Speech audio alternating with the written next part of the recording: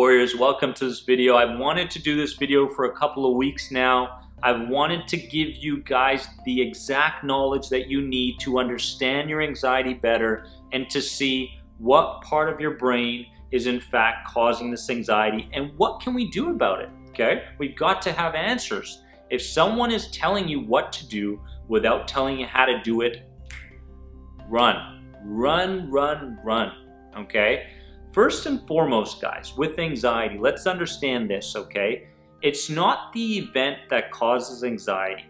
It's your interpretation of the event that causes anxiety, okay? Let's understand that your brain, okay, stores everything. Your subconscious mind stores everything. Every emotional reaction, every thought you've had, it's got it in there in the file cabinet. Beliefs are formed by these thoughts, okay? Emotional reactions to things are formed by your response to certain things as you've gone about your life. Now, let's get into it right away. The cortex, cerebral cortex. This is the part of our brains that thinks. This is the part of our brains that imagines. You're walking down the street, all of a sudden, the ambulance goes by and you're going, I wonder if my family is safe. And all of a sudden you think, oh my goodness, yeah, my mom wasn't feeling good yesterday. You know, maybe there's something wrong with her. Could she be in that van? Is she going to the hospital? All these what if thinking processes start to overwhelm you. This is called anticipation anxiety. This is caused by your cortex, okay? Now let's understand as well that with these thoughts, most of the time comes images. So now you're imagining the worst possible scenario along with thinking about the worst possible scenario. Very, very powerful, very, very important. See if your anxiety is based around the cortex, okay? But then there's the amygdala, the boss. If your cortex is the employee, your amygdala is the boss. It's up there going, okay, well, we're gonna respond to this and we're gonna respond to that and you're gonna feel bodily reactions now. And you know what? It takes less than 1/10 of a second for your amygdala to fire off the fight, flight, or freeze response. Think about that for a second. You're thinking about something and all of a sudden, whammo, you're starting to feel bodily reactions.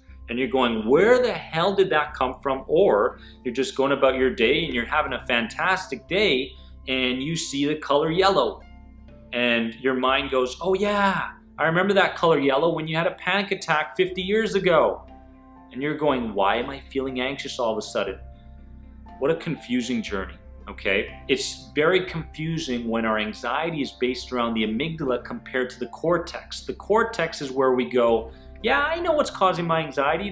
The amygdala is where you go, I'm feeling these bodily reactions, I'm feeling adrenaline, I've got increased blood pressure, I feel muscle tension, and I have no idea why. Very important, guys, to understand which one is causing your anxiety, okay? Now, what can we do about it? That's the key. That's the part we need to understand. We must speak the language of our anxiety. So now that you know that your anxiety is based around the cerebral cortex or the amygdala, or maybe both, right? We can start to go, okay, cortex, what did Dennis say? He said thinking and imagining. Excellent. So now we picture that character. I like using Daffy Duck. I'm gonna stick to him. And we're gonna go, I'm gonna dialogue my way out of anticipation anxiety. I'm gonna dialogue and not only am I going to think my way through this, not only am I going to see the rational side of things by looking at the facts, by looking at the evidence based around this, but I'm also going to empower my entire cortex by imagining something different, okay? Not only thinking about something, but imagining something different. And this is fantastic because what you're doing is you're storing new memories. All of a sudden, now the fire truck goes by and you're going, did I turn the stove off? And then you catch yourself and you create that awareness, okay? First things first, everything starts with awareness. You're going, hold on, I'm jumping to conclusions. First and foremost, that fire truck could be going to anybody's house. Yes, I turned the stove off, okay? And then all of a sudden you're closing your eyes and you're imagining your beautiful house without the fire going on in there, and you're going, everything is just fine and dandy. So thought-based, and imagine what the opposite of that catastrophic image that you had in your mind is, okay? That's how you deal with the cortex-based anxiety. Think and imagine something different. And again, with CBT, guys, there are so many different ways to tackle our cortex anxiety. If you're looking for a CBT-based approach, the End the Anxiety program is for you. Number 2, the amygdala. How do we deal with it? Number 1, we've got to turn on our parasympathetic system, which is based around rest and digestion. We want this. We want to feel restful. We want our digestive system to be working properly. We don't want our sympathetic system, which turns on the fight, flight, or freeze response, to be on constantly. We don't want that. So, meditation, number 1. Breathing patterns, number 2. Another one that we can definitely do is making sure that we apply systematic desensitization, which means that we take the fear, okay? As soon as you create some awareness and you go, you know, what's causing my anxiety, even though it's unconscious and I'm not feeling good, I'm going to tackle this as far as me seeing the world differently, seeing myself differently.